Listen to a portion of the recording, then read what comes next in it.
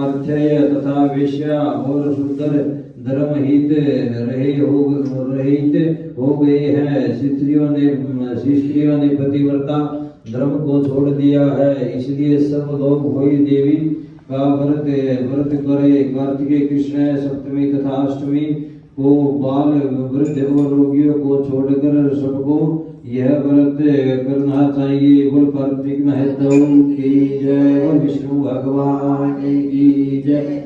सारे दिन भोजन न करके सायंकाल हुई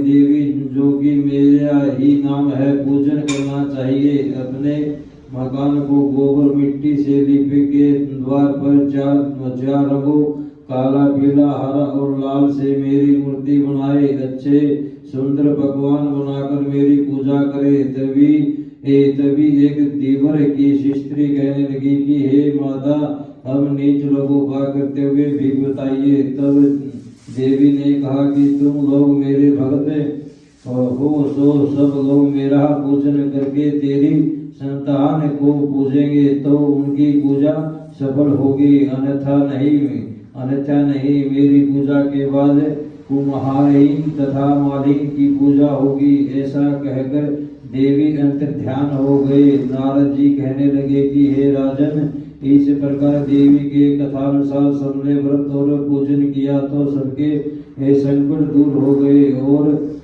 सारा संसार सुखी हो गया। राजा प्रथम ने कहा, श्री नारद जी से पूछा कि हे मुनि, कार्तिक मास तथा एकादशी तिथि सब से उत्तम क्यों मानी गई है? तब नारद जी कहने लगे कि हे राजन, जो प्रश्न ने तुमने आज मुझसे पूछा है वह प्रश्न एक समय श्री सत्यभामा ने किया था और जो उत्तर श्री कृष्ण ने सत्यभामा को उस समय दिया था वही मैं तुमसे कहता हूँ, सो सुनो। एक समय श्री सत्यभामा जी ने श्री कृष्ण जी से पूछा कि भगवान, जब सभी मास और सभी तिथियां बराबर हैं तब उनमें से कार्तिक मास व एकादशी तिथि उत्तम क्यों मानी गई है?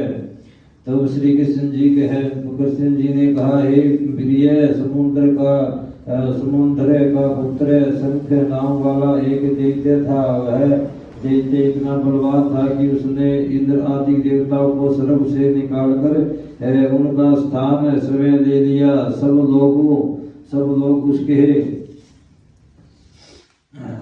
लोग उसके डर के मारे अपने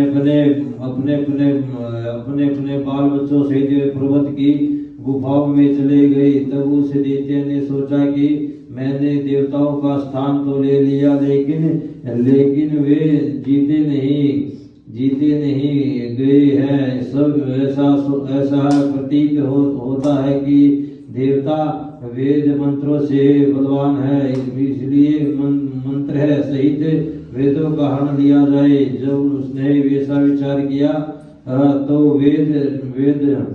वेद डर के मारे समुद्र में चले गए। तब ब्रह्मादिक सब देवता संसार को वेदहीन समझकर भगवान विष्णु की शरण में गए और उनको जगाने के लिए गीत पाध्य आध्य क्रिया की।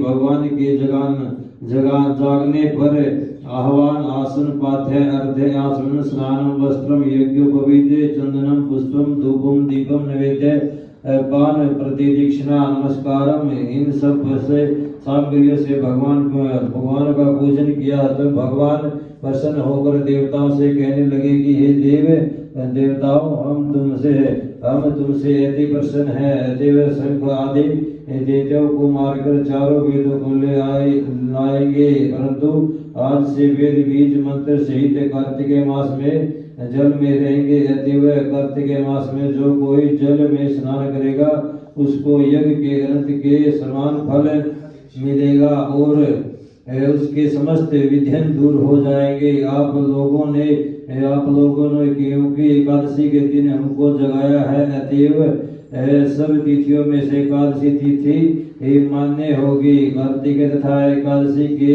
व्रत हमको अति प्रिय है। नारद जी कहते हैं, हे राजन, इतना कहकर भगवान मछली का मछली का रूप धारण कर विधिन हयाल के चालक में निवास करने वाले काश्यप ऋषि जी की एक अंजलि में आ गए। काश्यप जी ने उनको करमंडल में डाल दिया।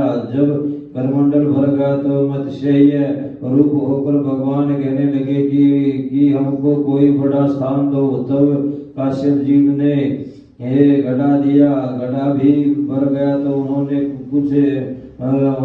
कुएं में छोड़ दिया। परंतु भगवान धीरे धीरे बढ़ते रहे तो काश्यप जी ने उनको समुद्र में डाल दिया। जब भगवान समुद्र में भी बढ़ने लगे तब माया शिव अवतारणी भगवान शंखासुर दैत्यों को मारकर विद्रोही नारायण के आश्रम पर आए। यहाँ आकर भगवान ने देवता से कहा कि हमने शंखासुर को मार दिया है। साथ ही ऋषियों से कहा कि आप लोग जाकर समुद्र से वेदों को ढूंढ लो। तब तक हम देवताओं सहित प्रयाग में निवास करेंगे। तब ऋषियों ने वेदों को 6 अंगों छंद